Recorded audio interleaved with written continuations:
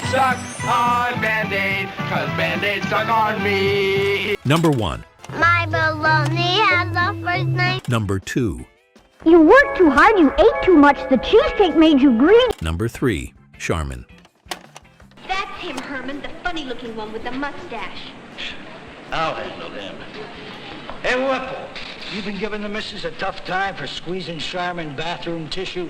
But we don't squeeze new Charmin in the store. Yeah. See, there's a sign. A sign.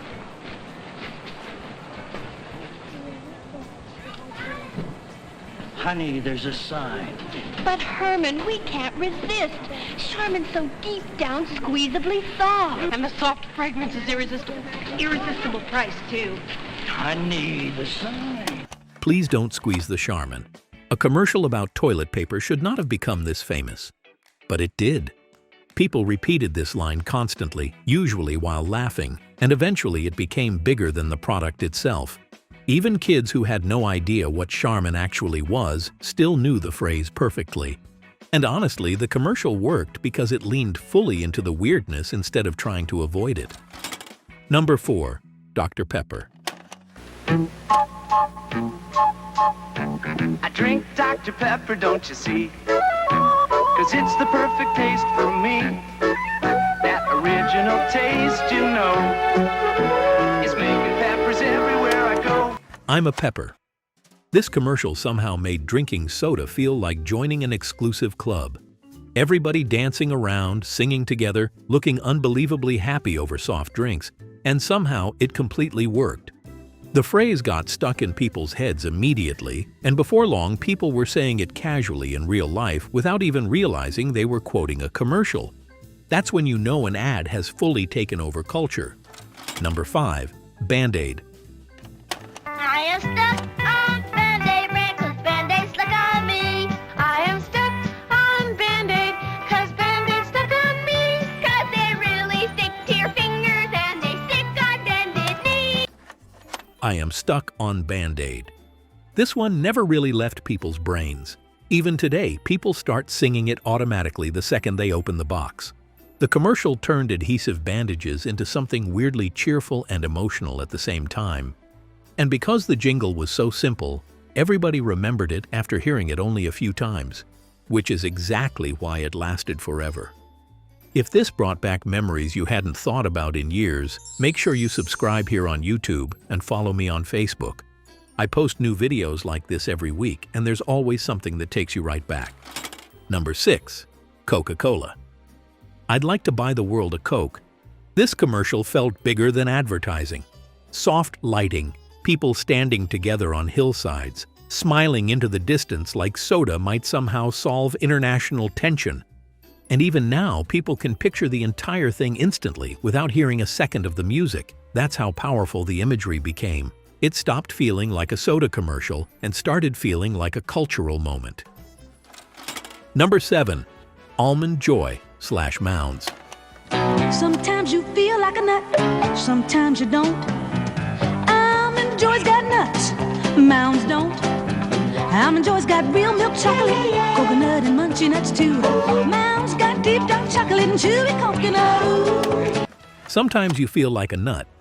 One candy commercial somehow became a phrase people still casually use decades later. And the second somebody says the first half, almost everybody over a certain age automatically finishes it in their head. That's how deeply those commercials got burned into memory. They weren't just ads anymore. They became part of conversation itself. Number 8. Burger King. Hold the pickle, hold the lettuce, special orders don't upset us. All we ask is that you let us serve it your way. Hold the pickle, hold the lettuce. This commercial made ordering a burger sound like a full musical performance. The rhythm, the repetition, the speed. Once it got into your head, it stayed there for days whether you wanted it to or not. And kids especially loved repeating it because it sounded fast, grown up, and slightly chaotic all at once. Which honestly described most fast food restaurants in the 1970s anyway. Number 9. Nair. Who wears short shorts? We wear short shorts. If you dare wear short shorts, Nair for short shorts. you want your legs short, spare, without nicks and cuts, just take up the Nair. Who wears short shorts? The second that line started, everybody knew exactly what was coming next. Somehow, a hair removal commercial became one of the catchiest things on television. And like many 1970s commercials, it leaned completely into confidence and repetition until the slogan became impossible to forget. Number 10. Fig Newtons. Hi, gang! Big Fig here with that great new dance, the Newton. Hit it, Hal. Gooey, gooey, rich and chewy inside. Golden, flaky, tender, cakey. The Big Fig Newton dancing around should not have worked at all. A giant cookie mascot walking and singing sounds ridiculous now, but kids absolutely loved it. The commercial gave snack cookies a full personality, and suddenly, Fig Newtons felt more exciting than they had any right to be. And once you saw that giant dancing fig, you never completely forgot it. Number 11. Calgon. How do you get shirts so clean, Mr. Lee? Ancient Chinese secret. My husband, some hotshot. Here's his ancient Chinese secret. New improved Calgon. These commercials felt incredibly dramatic every single time. Somebody was always overwhelmed, stressed, exhausted, or on the edge of losing patience completely. Then suddenly, Calgon entered the conversation like a magical solution to modern life. And honestly, by the middle of a long day, Take Me Away sounded pretty reasonable to most adults watching. Number 12. Chiffon. It's not nice to fool Mother Nature. If you think it's butter, but it's not. It's chiffon. It's not nice to fool Mother Nature. That commercial had genuine tension somehow, mostly because Mother Nature always appeared furious and ready to destroy somebody over a margarine. The second the line was spoken, viewers already knew disaster was coming, and the combination of humor, drama, and weird seriousness made it unforgettable. No one forgot Mother Nature throwing lightning around over butter substitutes. Number 13. Memorex.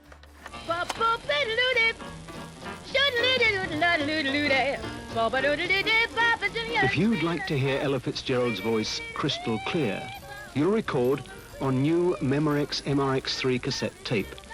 It reproduces live sound with such crystal clear fidelity, you'll have to ask, is it Ella or is it MRX3? Is it live or is it Memorex? For a while, this commercial made cassette tapes feel like futuristic technology. The ads treated recording quality like some kind of scientific breakthrough that might actually fool your ears completely. And people repeated the phrase constantly anytime music sounded good, which is exactly what advertisers dream of happening. Number 14. State Farm. According to statistics, your next accident is most likely to happen near your home. So doesn't it make sense to have an insurance agent who lives right in your neighborhood? One you can count on for fast, fair claim service.